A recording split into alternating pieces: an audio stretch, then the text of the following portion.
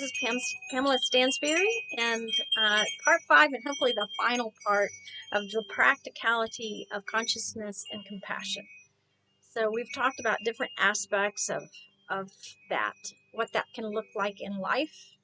And the last one was more about, it was leading into emotional literacy. It's how to change aspects of habitual thought, which is very practical. But I want to go back. I mean, first I'll touch on emotional literacy. Emotional literacy is just simply your emotions are not who you are.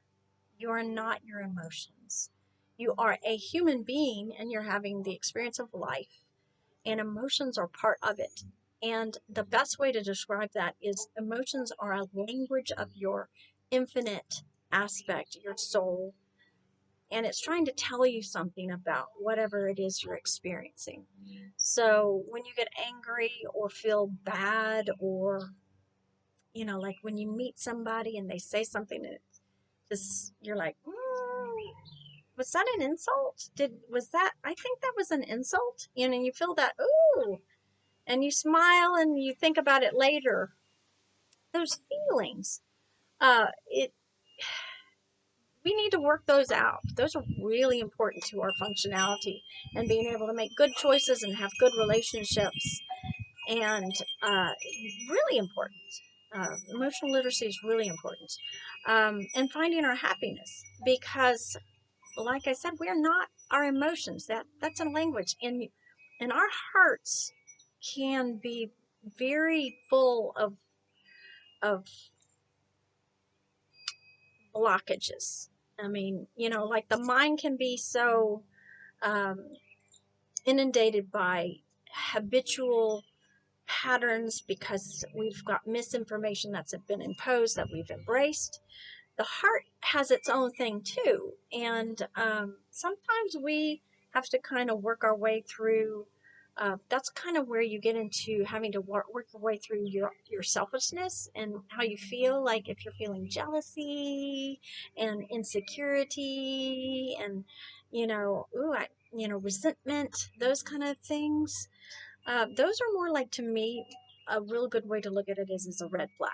It's like, here it is. It's a negative emotion. It's a red flag. What is it about you? And it's not about blaming them. I mean, it may be that you're talking to someone who's just mean, and you're like, okay, I get that, and I'm gonna back on up. But it could be that mostly it's about you. It's about you. It's about, why are you jealous of that person? Why do you need to be jealous? What makes you jealous? Why are you resentful? Why are you envious of this person? And you can look at these things and meditate on these things, and you can trace them down, usually to certain things in your life that have made you feel insecure, that kind of thing. You can really use that to heal yourself. But the goal is just simply to be able to make good choices and be happy. And to do that, sometimes you just have to clear your heart out. You have to get rid of some baggage, and that's where you're really getting into the baggage part. So with that, the practicality, we're getting back to the practicality. What is the practicality of all of this? What is the point of making the effort to do this? The effort, and this is what I see as a big problem today.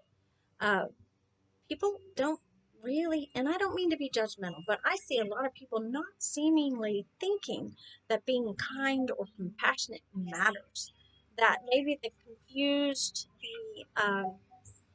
their identity with having to be powerful and strong, and that's more important to them, to be, the badass. You want to be the badass more than you want to be a good person or a compassionate person. And let me just say, I mean, to be kind over being cruel takes a heck of a lot more courage and backbone than to be a jackass. So you want to look at it that way. If you're really looking at the badass is the person who's deciding to have character over just being a jerk.